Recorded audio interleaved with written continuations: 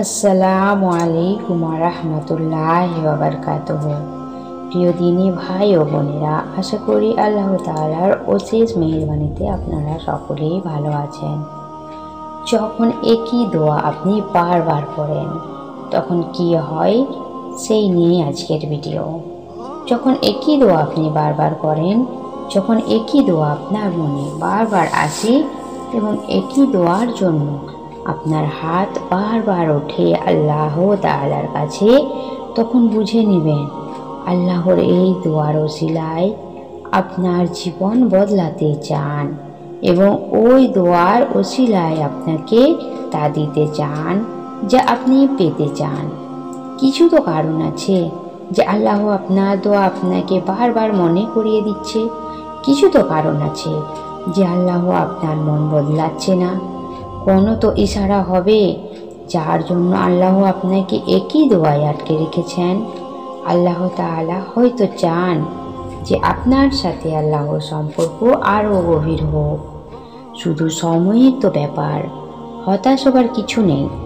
আল্লাহ কাউকে তার সামর্থ্যর বাইরে কোনো বোঝা দেন না। তিনি সেখান থেকে ওসিলা বানাবেন যেখান থেকে আপনি কল্পনাও করতে পারবেননি। আল্লাহ আপনার বারবার চাওয়া দোয়া করা পছন্দ হয়েছে, আর আপনার দোয়া দেরি করে কবুল হওয়ার পিছনে হয়তো আল্লাহ আপনার জন্য উত্তম কিছু দিতে চলেছেন। এটা মনে রাখবেন, সব কিছু তার গুণ বলাতেই হয়ে যায়।